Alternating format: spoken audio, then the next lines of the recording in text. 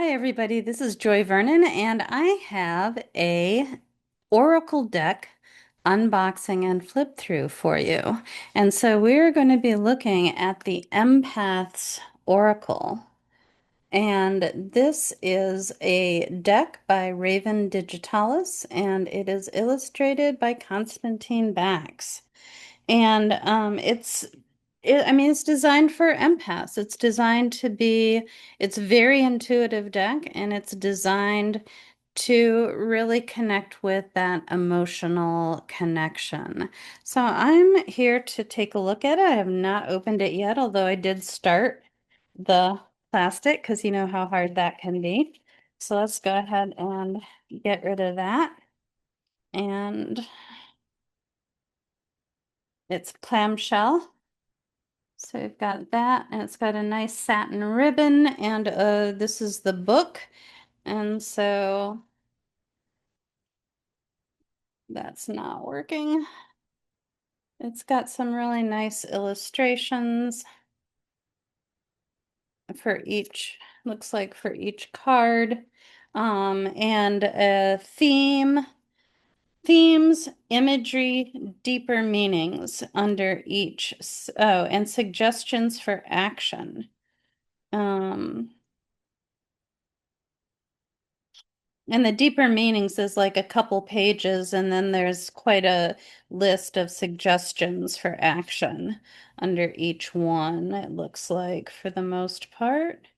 So, looks like a really good book. And so now let's take a look at the deck. And I believe that this was in the, under the ribbon, there's like a really nice kind of thing at the bottom. And that's just really, that's ex an example of the artwork. It's just very, very pretty. First of all, I'm just going to do kind of a basic flip through here. And so again, our topics are mostly about empathy and and empaths. So establishing emotional boundaries, trusting in destiny,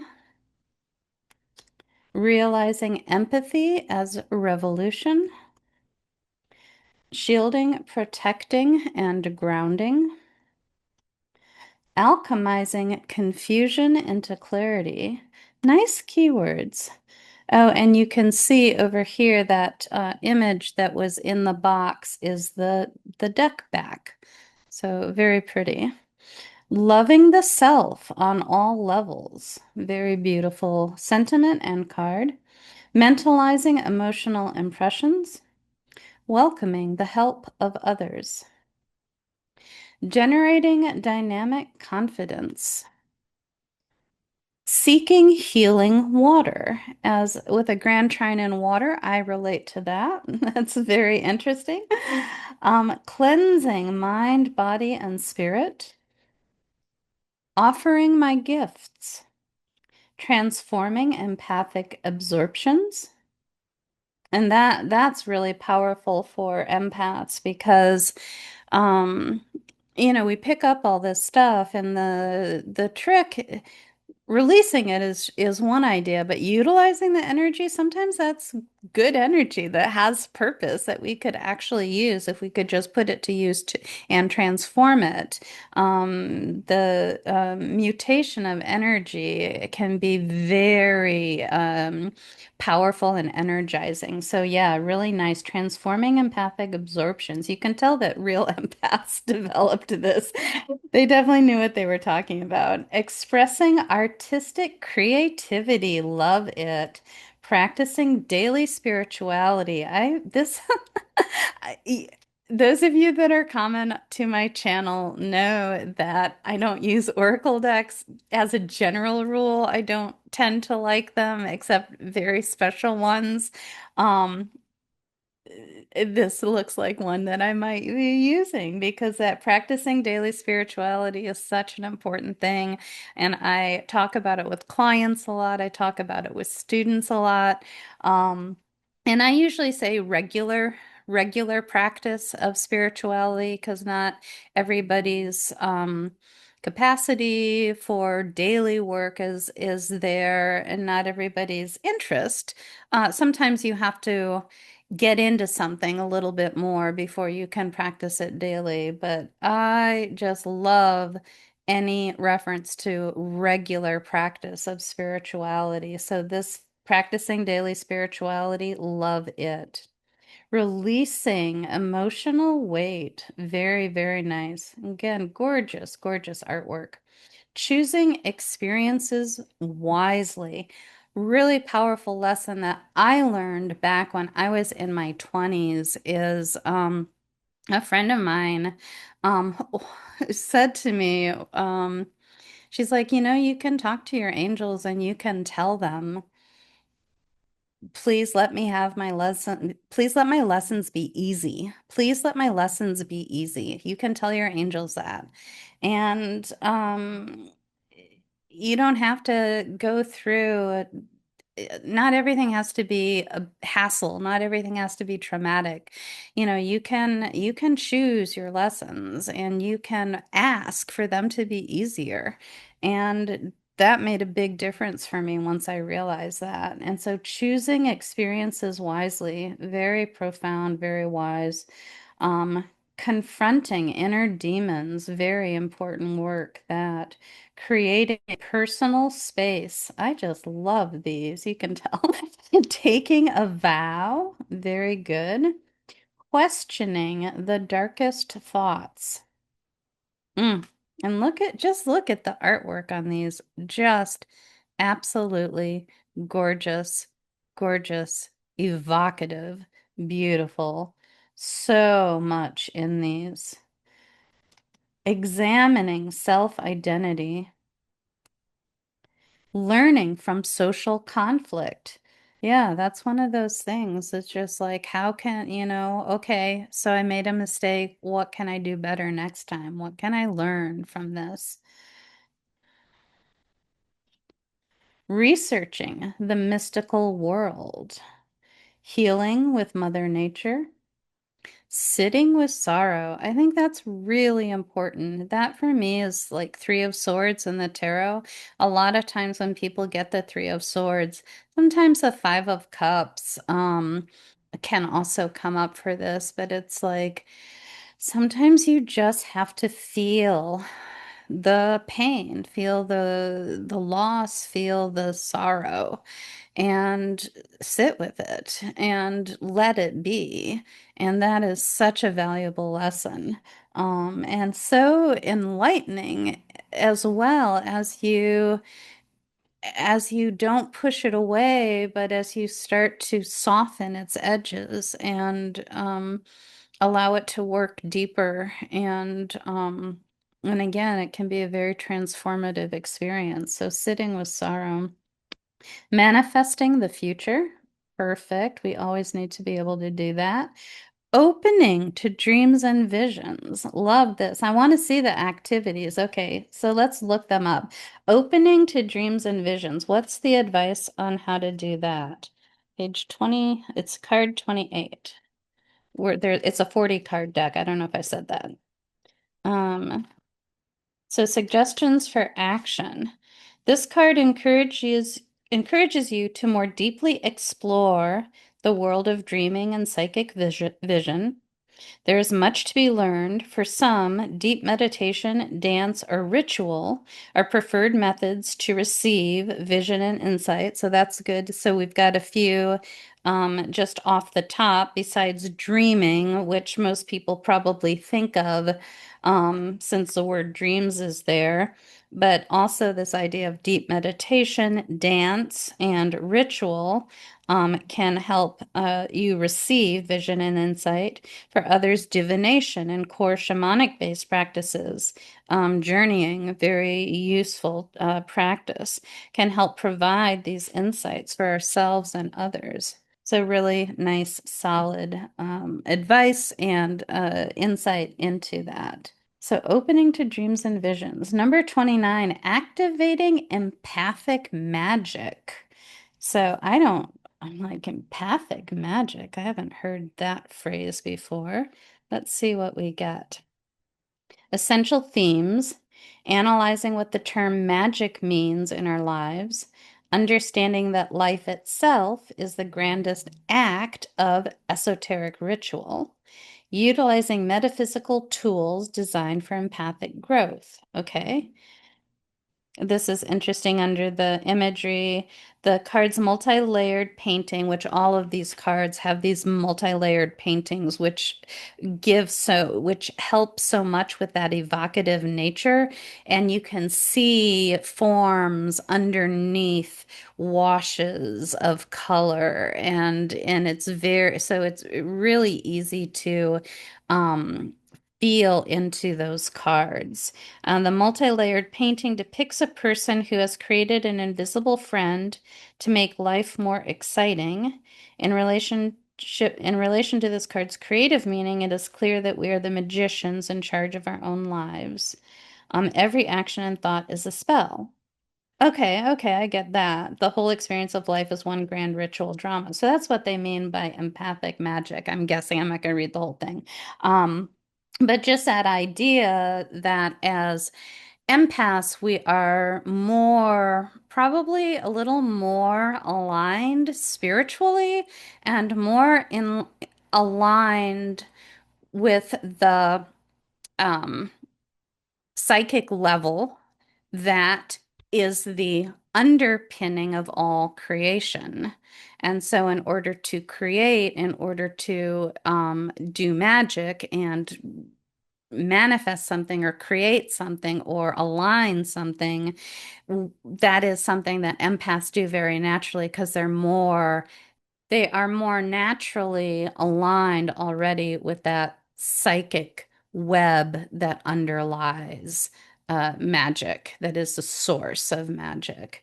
And so, without having to do those more conscious steps to get in touch with it, which a more average or normative maybe person might have to do, that would be empathic magic, I'm guessing. Okay, so that's my understanding of that based on a couple sentences and some thought about this. So engaging with fears and doubts. Nice, good, another good thing to focus on. Invoking guides, gods, and guardians. These are so many of these things are things that I talk about with my clients a lot. It honestly never even occurred to me that I was talking about all of these things because I was empathic. I just thought that they were smart things to do. So now I'm like, huh, maybe this explains something about me. Breaking the chain of repeating cycles. Love that. Awareness of cosmic influences. And this is like, I don't know, this is like a some kind of sea creature that seems inverted and something is pouring out. So just love kind of has the imagery of the star card where there's like an urn or something that's being poured out onto the land or sea below. Awareness of cosmic influences. Love that. Conquering social anxiety. That's a good one. Accepting the past. Another nice one. Embracing sensuality as union. Beautiful. Celebrating the world's diversity. Nice. Meditating and reflecting.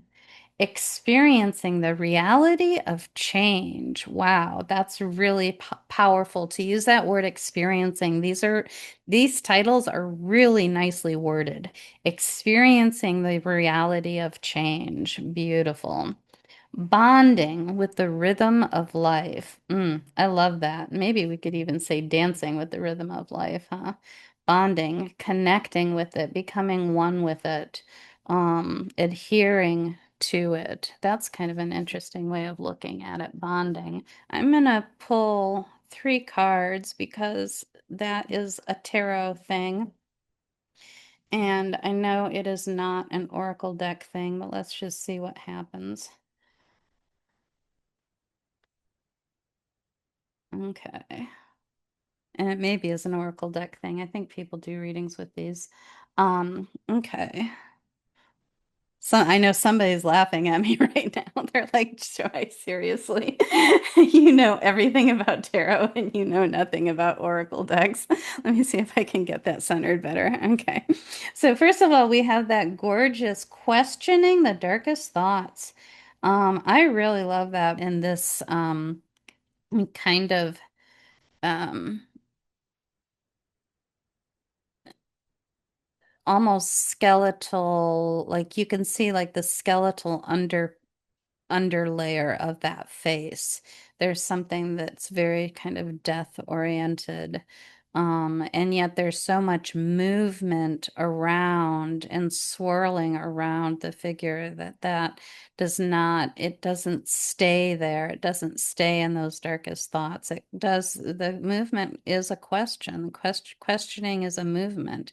Questioning moves the energy, and you can really see that. Just gorgeous. Examining self-identity. So in this more expressive art, what something looks like to you is really what it's about because it's like a dream. It's interpreting a dream. And so the throat to me looks like stairs. Those look like stairs moving up the throat. And so the idea of in that speech and thought and talking just goes so closely with self-identity. That seems like your words, your speech, the sounds that you make, your vocalizations, those are such a strong part of who you are. And then up here, I see like a wing to me. Again, there's like a starburst, but behind that looks like maybe a butterfly wing or something. Just so much opening and just this kind of dark crack that has almost like a galactic shape to it, and then the movement of all.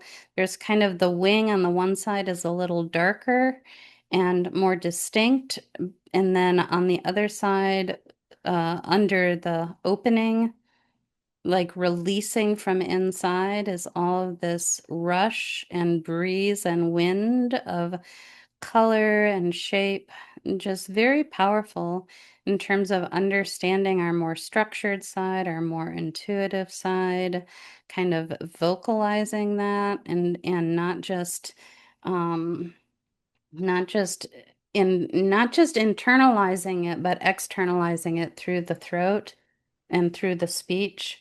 And we could probably include writing or something along those same lines, metaphorically. And then the final card, choosing experiences wisely. And that is fairly explosive there. Kind of going different directions, definitely an outward movement from center. In fact, right at center, there's like this little gold something.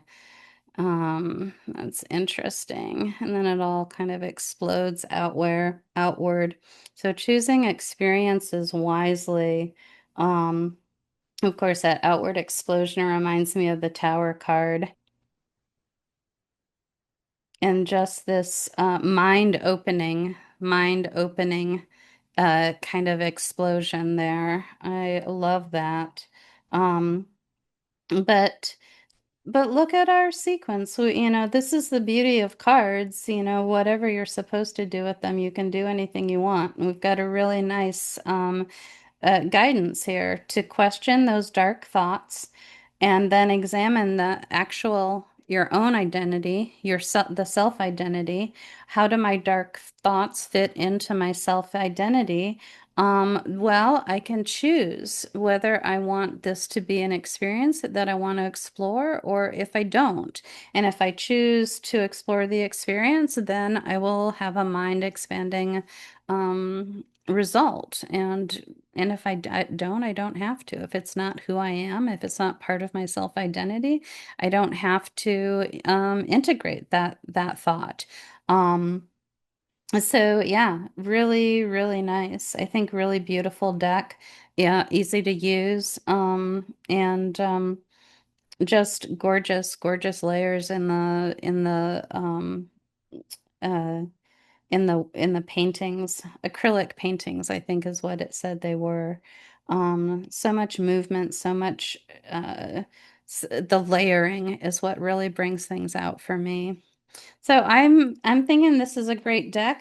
This actually might actually be something actually this actually might be something I'd use.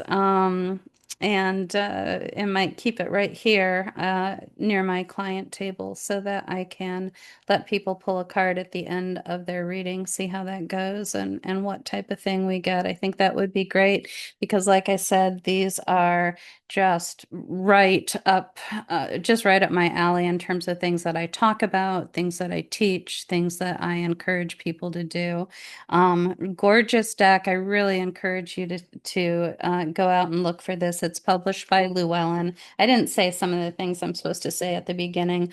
Um, I'll say all the stuff again. The Empath's Oracle by Raven Digitalis, illustrated by Konstantin Bax. It's published by Llewellyn. Um, it is a 40 card deck in a 224-page full color guidebook. Um, and I think it's a couple years old. I'm not sure there's a date on here. Yeah, 2022. So it's 3 years old. And it was given to me.